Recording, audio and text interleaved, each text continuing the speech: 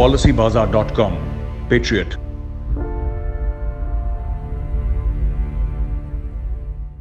गोर्खालीको छोरो हुँ म, गोर्खे मेरो नाम। आइलाग्ने शत्रुको म गर्छु काम तमाम। इतिहास पल्टाएर या पुर्खालाई सोध, जितेकै छौ संसारलाई। वीर वीर वीर Gorkhali.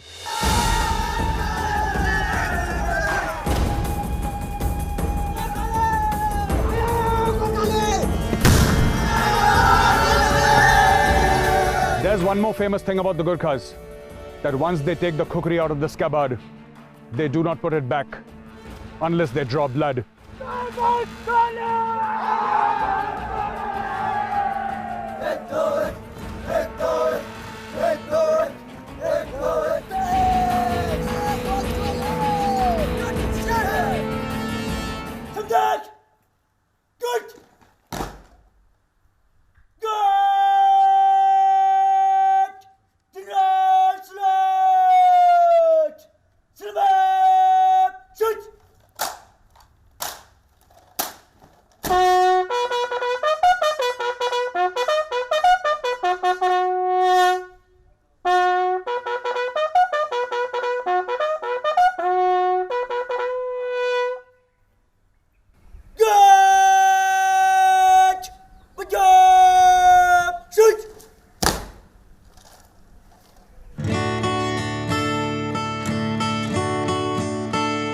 This beautiful forest hides one of India's premier training institutions, the 58th Gorkha Training Center.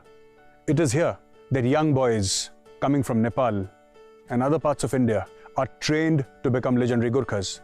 With me here, I have Brigadier Mukesh Gurung, Sena Medal, who's the commandant of this training center.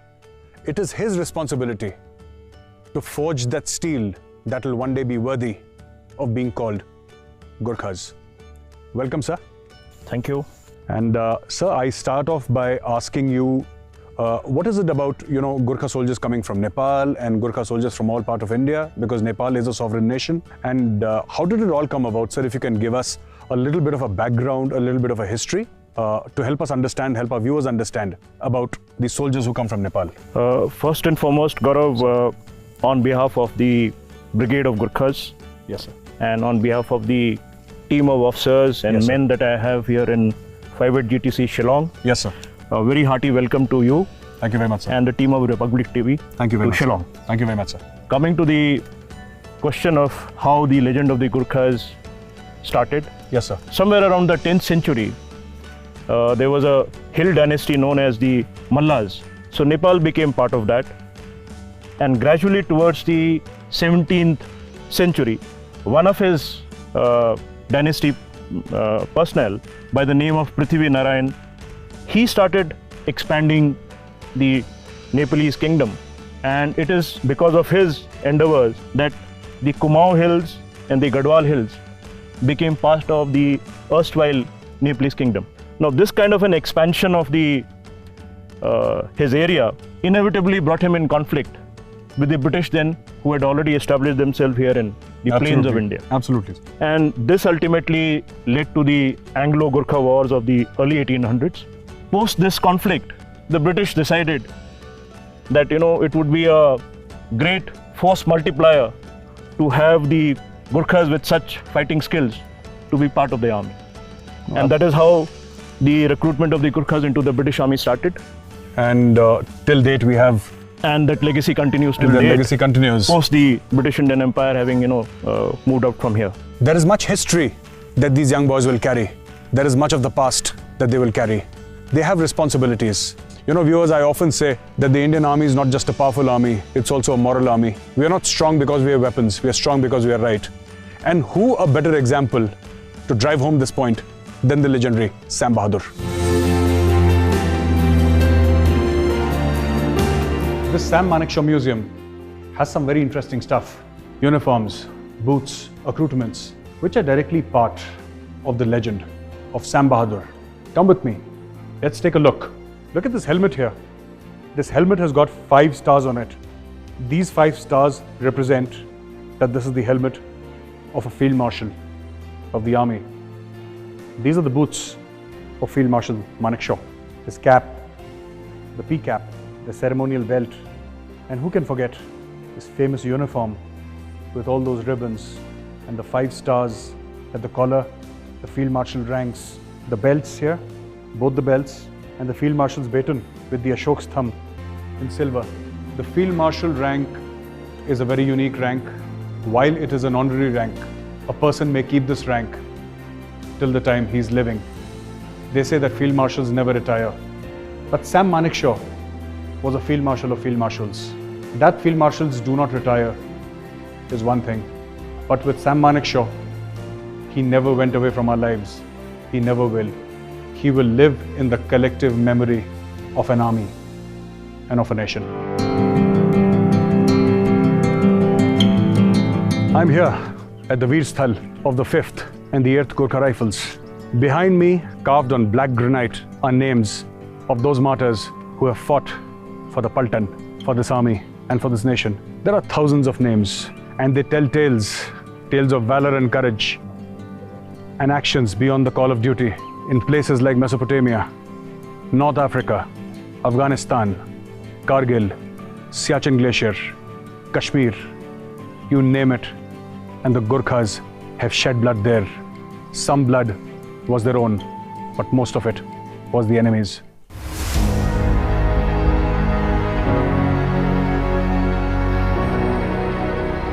In front of me are these black, somber granite slabs with the names of martyrs written in gold. It's so sad when I touch this wall. They have left this wall blank deliberately. It is unfortunate. We want our braves to come back safely home. But this is the bitter truth of war and counterinsurgency operations. This wall has been left blank for the martyrs to come. That is the price one pays for defending India. And there are pillars and there are pillars and there are black granite pillars. All names written in gold. I really wish someday Indians would come here and see the freedom that we enjoy, the freedom that we take for granted, the happiness that we have with our families. It is protected by martyrs who shed blood. Even today as I speak, these lines to you, there is some soldier along the line of control whose probably breathing is lost. It is sad, it is unfortunate, but that is the price one pays for freedom.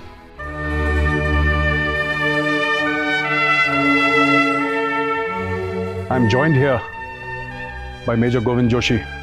Good morning, Major Joshi. Jain, how are you? I'm fine, thank you, sir. So, Major Govind Joshi here is from the famous and iconic 5 Gorkha Rifles, some of whose martyrs we saw their names etched on those black granite walls. We have seen legends here, we have seen martyrs here, but there is one legend I want to speak about that India should know about. Perhaps the largest and perhaps the biggest legend of the Gorkha Rifles. Major Govind, I want to ask you about one particular case which, I think which the people of India must know. And because they know about Sam Manekshaw, they know about other famous military personalities. But tell us, what is the legend of Gajegale? So during the Second World War, the second 5GR, it was assigned a task there in the Burma and Chin Hills. So he was leading a platoon of young soldiers, not very experienced soldier. And he's the only NCO who's leading them by front. Okay. And lot many soldiers were killed. The main task was to stop the advancing Japanese. So here Gajegale advances with his kukri in his hand and the war cry, Aayo Gorkhali. Because of this sheer motivation and the leadership is leading from the front, and the kanchas, the juniors are at the back and thinking, yes, the Guruji is ahead. So they are just following him. Meanwhile, he gets a splinter shot, a grenade shot. He is wounded in his arm, in his chest, in the leg, but he's continuing with his charge. Okay. So with this condition also, he was told to go to the regimental aid post, to RAP, but he refused. He said, no. Firstly, I will complete my task. उसके नाम जानो सक देना, मैं अपना task complete करने हूँ. So here Meanwhile, again he's tried to kill a soldier, the enemy soldier behind a cannon with his kukri and got 8 bullets. Finally, he was ordered by his company commander. Then only he went to RAP. So first you're saying that he refused to be evacuated. Yes. Because he was given a task. Yes. And when the company commander said that, no, I'm giving you orders. You're ordered specifically. That is the time when he fell back. Yes. In spite of being shot 8 times. Yes. Plus that grenade splinter. Exactly. The only reason is that the only thing which is still in his mind is Naam, Namak and Nishan. Naam Yes. of his battalion. Yes. Namak, of course, is eating of the banner and the Nishan of the banner he's carrying. Imagine a Gorkha NCO, a young NCO, with still younger soldiers, most of them greenhorns, charging in the face of the enemy, charging sometimes to sheer death. But Gajegale survived. He survived to tell the story. And for his act beyond the call of duty, the near miracle that he performed, he was awarded the highest honor that the British Empire could give. He was honored with the Victoria Cross. Yes. Team भर्ती भएर आयो मलाई खुसी और बहुत गर्व महसुस भइरहेछ लगभग म यहाँ 28 साल नोकरी गरेर 28 सालसम्म म रेजिमेन्टको सेवा गरेर कुछ दिनको बाद म रिटायर हुन गइरहेको छु त्यसकारणले आज म तिमीलाई आज यो खुकुरी दिन गइरहेको छु और मलाई आशा छ तिमी यो गोर्खा बटलाइनमा नोकरी गरेर तिमीले यो खुकुरीको शान और मानलाई बरकरार राख्छौ good luck God bless you This is an interaction between father and son. The father, Subedar Gurung, has served his regiment and the country for 28 long years, and his son, young Himal, a young recruit who's yet to start his career with the army. And this is what the father tells the son: I have completed 28 years of honorable service, and after 28 years, I'm going to retire in a few months. I give you this kukri. This kukri is not just to cut the enemy down. This kukri is not just for duty. This kukri is actually a symbol of Gorkha pride. And then the father tells the son that I have high expectations from you, and I wish that you would always uphold the name and the honor of the regiment and the Indian Army. 95 new recruits have been selected from Nepal to join the elite Gorkha Rifles. They have come here in Shillong at 58 Gorkha Training Center to receive training. Amongst these new recruits, who knows what the future holds for them? Who knows, from within these recruits, you might get the next Gajegale or the next Lakshman Gurung. Over a period of 1 year, they will be honed into fine weapons of war. इन्हीं में से कुछ ऐसे recruit होंगे जो आगे जाके देश का और रेजिमेंट का नाम और उसकी इज्जत की रखवाली करेंगे।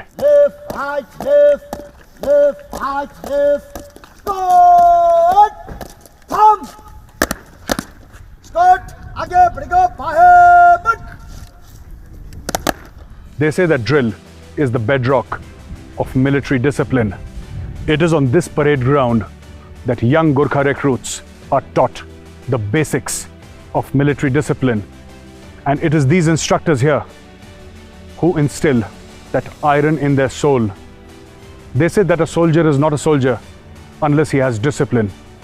And it is this parade ground, this very parade ground, that those young men are made into the world's finest Gorkha soldiers.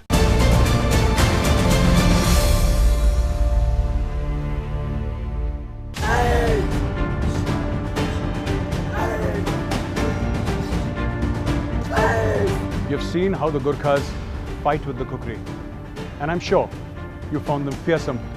Now let us see how the Gorkhas dance with the kukri.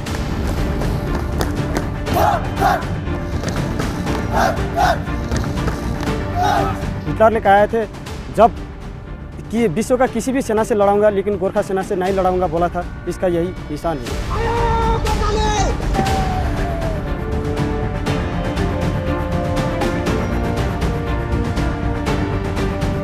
They say that Gorkhas are born fighters. They also say that Gorkhas are born sportsmen.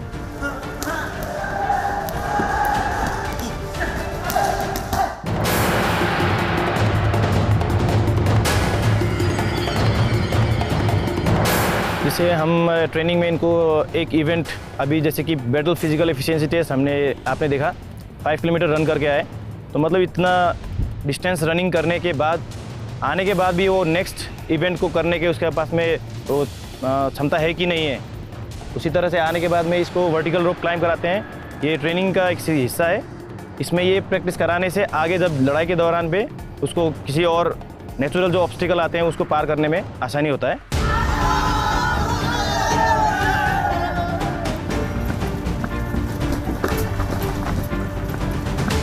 We are here at the battle obstacle course. Before this, these young recruits have completed successfully a BPET test in which all 106 running came in excellent.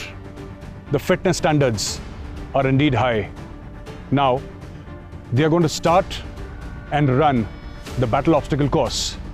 The battle obstacle course comprises of 27 obstacles, all laid out on undulating and uneven ground. What does this prove? What is it meant to show? And what does it test? This shows that the infantry is unstoppable. You cannot stop the infantry. Whatever obstacles come in the way, the infantry will just tide over them and reach the objective. Let us find out if these boys are now ready or not. Gorkhali Mancha hoy ke hoy na! Here we have this jungle lane shooting range wherein we train recruits to move in jungle, and in case they encounter any terrorist, how to engage it, how to eliminate it.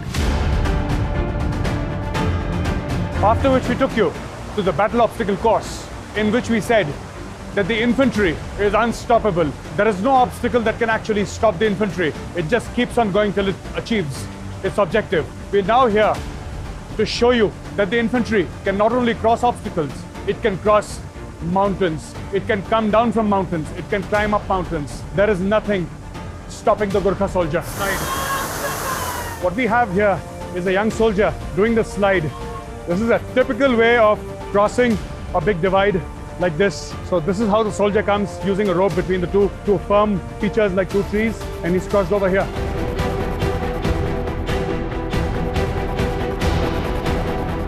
With me, I have here young soldier Vikas Subba from Darjeeling. His name is Vikas Subba, but you will realize after a few minutes why I choose to call him Spider-Man. Let's talk to this young soldier and find out where he has learned this unique craft of climbing sheer faces of mountains. तो पहले आपने ऐसे ही शुरू करा था कि पहले artificial से शुरू करा था? मैंने सबसे पहले आर्टिफिशियल से किया। आर्टिफिशियल से शुरू करा था और अब जाके आप नेचुरल पे आ गए हैं, है ना? तो आप हमें क्या करके दिखाएंगे? आप सीधा चढ़ के दिखाएंगे बिना किसी सहारे के, अपने हाथ से, हाथ और पैर का इस्तेमाल करके, सिर्फ ये सेफ्टी हार्नेस लगाए, इसके अलावा कुछ नहीं है, और आप पूरा ये चढ़ के दिखाएंगे sheer face. He is going to climb this sheer face and show us how this mountainside can be climbed. This 90-degree climb can be done without using of any machines or any equipment.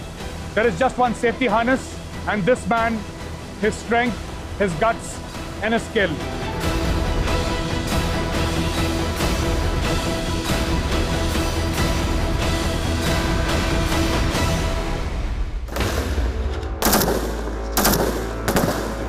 I'm inside this trench, and with me is Colonel Hudram of the Gorkha Rifles. 6 inches above our heads, they are firing light machine guns, 5.56 mm ammunition. I don't know if you can see the tracer bullets just flying 6 inches above our heads, and very soon you'll see soldiers and recruits of the Gorkha Rifles coming and crawling. Here is the first recruit who's coming here. He's crawling. This exercise is done by the army everywhere to give you an indication of how it would feel to be in a battle situation with live ammunition. So what is being fired are not blanks, these are live rounds, and they are going 6 inches above our heads. Shabash beta, shabash. I'm doing this after 18 years. It's a little strange, but memories are coming back slowly. We've seen a lot of battle inoculations in the past during my time with the army. I hope you can hear the explosions that are happening 6 inches above our heads. This is live ammunition being fired. Some of them have kukris clenched to their teeth because when they reach the objective, And when the combat gets close and dirty, when it's hand-to-hand combat, then the Gorkhas are famous for slaying the enemy with their kukris. Barrel bacha ke beta. I can see ricochets. There are tracer bullets which have hit some rocks and they're ricocheting all over the forest. They're crawling one by one through this, which is muddy, in some places half filled with water. There goes a mini flare up to light up the sky. They're firing so close. They're firing so close, and the mini flares are landing so close to us that I can almost smell the cordite. I can smell gunpowder. Colonel, how was your experience the first time you did battle inoculation? How was your experience? Well, when I was under the battle inoculation for the first time, that was in the Officers Training Academy. It was like, you know, a different experience in that we had been trained hard and we had been doing the firing ourselves. And towards the end of the training, I would say that's the culmination of the training in which we are put under the effects of actual fire, just to give you an effect as to how it feels to be under actual fire. So it was scary initially, and after that, once the blast went off, and after that, once we started running and then getting inside the trenches and started crawling, and we feel that the bullets are just going right overhead. That's the time that we started feeling that okay, one mistake and that's it, your life. Yeah, that's the end of it. Huh? That's the end of it. Yeah. And so it was like okay, this is the life in the army is not simple, and one mistake is all that it takes. Yeah, you're very right. Very right. I second that. Life in the army is not so simple. One mistake. Now, if I just decide to get up and sort of scratch my back a little, there's going to be a hole in this helmet, probably. So I don't think I should get up. Yeah, there's one more guy coming. I remember, you know, my time during the OTA, when we underwent battle inoculation. Same, the night thing on the firing range, and then you're crawling and they're firing above your head. I, at that time, felt it was very disorienting because there was total disorientation. And somehow, I don't know the way I crawled, I could not figure out from where they were firing. But I knew that they were firing above my head. So I kept my head down and I kept on crawling till I reached the end. Yeah, that's true actually. You always have that, somewhere the fear is always there. Yes. It is, actually when people say that people in the army are brave, it is not that we don't feel fear. We feel fear. But then we are trained to overcome that fear. Like this is what we are putting them through. That this fear, they are being trained to overcome that fear. That the bullets are flying over your heads, and still you can go underneath it and then do your job. So that is what we are trying to put them through. Absolutely. You confront your fears in the army, and you confront them by sitting down in a ditch when somebody's firing bullets 6 inches over your head.